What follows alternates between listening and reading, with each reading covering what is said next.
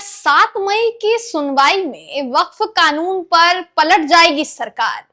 वक्फ कानून में नए संशोधनों पर जिस तरीके से केंद्र सरकार को सुप्रीम कोर्ट ने आईना दिखाया और सरकार बैकफुट पर नजर आई, उसके बाद अंदाजा अब ये लगाया जा रहा है कि क्या वक्फ कानून पर भी सरकार का हाल दिल्ली दंगों और अनुच्छेद 370 जैसे मामलों जैसा होने वाला है।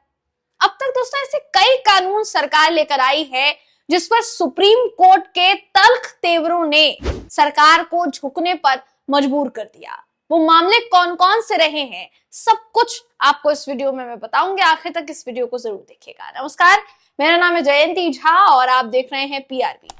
अनुच्छेद 370 हो, दिल्ली दंगों से जुड़े मामले हो या देशद्रोह का कानून हो, केंद्र की मोदी सरकार जब तक सुप्रीम कोर्ट नहीं जाती तब तक ही तेवर तल्ख रहते हैं, मगर जैसे ही सुप्रीम कोर्ट द्वारा फटकार लगती है अपने आप तेवर नरम पड़ जाते हैं।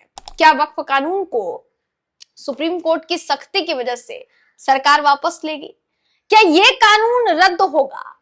देखिए दोस्तों, सुप्रीम कोर्ट ने 17 अप्रैल को सुनवाई में केंद्र सरकार को कानून में किए गए 2 अहम संशोधनों पर अगली सुनवाई तक रोक लगाने के लिए कहा।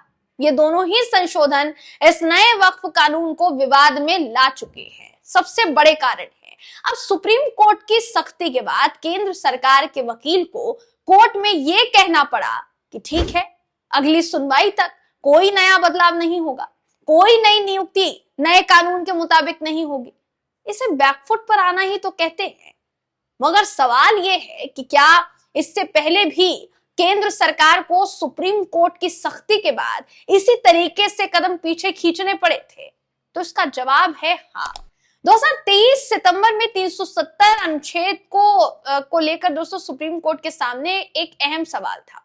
संसद को राज्य की केंद्र शासित प्रदेश राज्य को जो केंद्र शासित प्रदेश का दर्जा देना है, क्या वो नहीं देना चाहिए? इस बात पर फैसला जो है वो लटका हुआ था।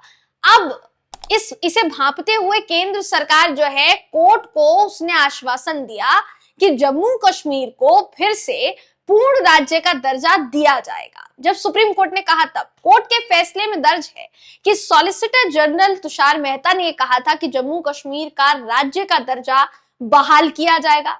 इसके अलावा दोस्तों जून 2020 की अगर आप बात करेंगे, जब दिल्ली दंगों के आरोपी साफूरा जरगर को हाईकोर्ट ने जमानत दी थी, इस पूरे मामले में तुषार मेहता ने कोर्ट में यह बयान दिया था कि उन्हें मानवीय आधार पर साफूरा की रिहाई से कोई आपत्ति नहीं है। यह बयान भी सरकार के रुख में नरमी का संकेत दे रहा था। मई 2022 में देशद्रोह के कानून के बारे में बात करेंगे तो सुप्रीम कोर्ट ने तल्ख टिप्पणी करते हुए ये कहा था कि ये जो कानून है पहली नजर में अगर आप देखेंगे तो ये असंवैधानिक लगता है, अनकॉन्स्टिट्यूशनल लगता है और इसे रद्द किया जा सकता है।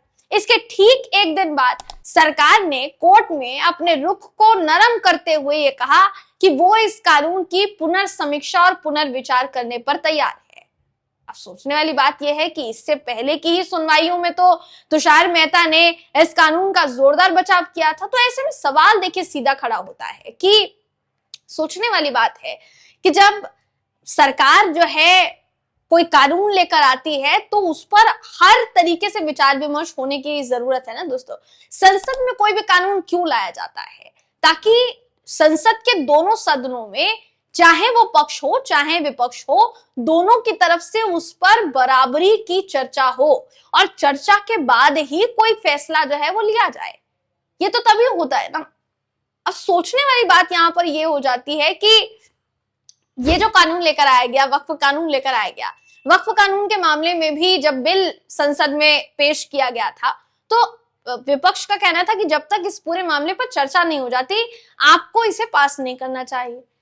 दोनों सदनों में बहुमत जरूरी था तो विहिप के जरिए तमाम सहयोगी दलों को निर्देश जारी किया गया कि आपका कोई भी सदस्य, कोई भी सांसद प्रेजेंट जो है जो कहीं ना कहीं एब्सेंट जो है वो नहीं होना चाहिए, प्रेजेंट होना चाहिए संसद में, क्योंकि बिना संख्या बल के सरकार इस कानून को पास नहीं कर पाती। रात भर चर्चा होने के बाद ये जो कानून है इसको बना भी दिया गया, देश भर में लागू भी कर दिया गया, मगर विपक्ष की आपत्ति तब भी थी। अब जब मामला सुप्रीम कोर्ट में पहुंचा तो सुप्रीम कोर्ट में इसको लेकर जितने भी वकीलों ने पैरवी की, जितने भी वकीलों ने कहीं ना कहीं इसका बचाव किया या इसके कानून के खिलाफ वो सुनवाई कर रहे थे, लड़ रहे थे, केस लड़ रहे थे दोस्तों, उन वकीलों का ये कहना था कि संविधान का उल्लंघन है। कहीं ना कहीं संविधान के कई क्लॉजेस का, कई आर्टिकल्स का ये जो है उल्लंघन करता है, इस तरीके की बात जो है वो कही गई। अब ऐसे में सोचने वाली बात दोस्तों यहाँ ये है कि सुप्रीम कोर्ट के इतना कहने के बाद भी अगर सरकार बैकफुट पर नहीं आई तो आप कितना ही सम्मान सुप्रीम कोर्ट का करते हैं। देखिए, मैंने आपको वो तमाम मामले बताए जिस पर अभी तक सुप्रीम कोर्ट की सख्ती के बाद केंद्र की सरकार को झुकना पड़ा है। ऐसे में अंदाजा ये लगाया जा रहा है कि वक्फ कानून पर भी सरकार का हूबहू रवैया हो सकता है, सरकार इस पर भी बैकफुट पर आ सकती है। अगर कानून जो है, वैसे तो उम्मीद यही लगाई जा रही है, जितने भी लोगों ने इस कानून को लेकर कोर्ट में अर्जी दाखिल की है, उन तमाम लोगों का ये मानना है कि कानून निरस्त होना चाहिए, कानून रद्द होना चाहिए।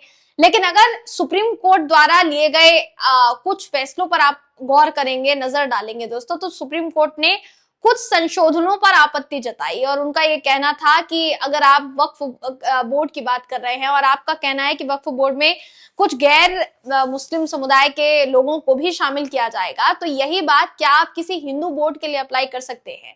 अगर कोई हिंदू बोर्ड है और उसमें किसी मुस्लिम की नियुक्ति की जाती है तो क्या आप वो स्वीकार कर पाएंगे या फिर आप क्या उसको होने देंगे? सवाल ये पूछा गया था सीजेआई की तरफ से। अब सीजेआई की तरफ से देखिए इतना बड़ा सवाल जो है वो पूछा गया और इसका जवाब तुषार मेहता के पास नहीं था, किसी भी कीमत पर नहीं था। तो सोचने वाली बात दोस्तों यही है कि जिस कानून को लेकर सरकार पूरी तरीके से बैकफुट पर नजर आई, उस कानून को अगर सुप्रीम कोर्ट ने हरी झंडी नहीं दी या उस कानून में संशोधन पर जो है आपत्ति जताने के साथ साथ कोई आदेश ऐसा सुनाया जिसको मान्य करना पड़े, तो सरकार बैकफुट पर आ सकती है। फिलहाल के लिए तो सोचा यही जा रहा है, मगर 7 मई को जब फैसला निकलकर सामने आएगा कि सुप्रीम कोर्ट ने क्या कुछ कहा, क्या कुछ नहीं, तो सारी चीजें राफ साफ हो ही जाएगी। फिलहाल के लिए तो इस बात पर नजर टिकी हुई है कि वक्फ कानून में जो संशोधन किए गए हैं सरकार द्वारा, उन संशोधनों में बदलाव होता है या फिर पूरा का पूरा कानून ही रद्द कर दिया जाएगा। जैसा मैंने शुरुआत में ही आपको बताया, अभी तक ऐसे कई मामले हुए हैं जिस पर सरकार को पैर पीछे खींचना पड़ा है। क्या वक्फ कानून के मामले में भी सरकार पैर पीछे खींचेगी? इस बात पर सबकी निगाहें जो है वो टिकी हुई है। फिलहाल इस खबर पर आपकी राय क्या है? आप क्या सोचते हैं दोस्तों? क्या वक्फ कानून रद्द होना चाहिए? अभी तक जितने कानूनों का हवाला मैंने आपको दिया, जितने उदाहरण मैंने आपको बताए, क्या उसकी बिना पर वक्फ कानून को भी रद्द किया जा सकता है? आपकी राय कमेंट करके जरूर बताइएगा। अगली वीडियो में मैं आपसे फिर मिलूंगी, तब तक के लिए नमस्कार।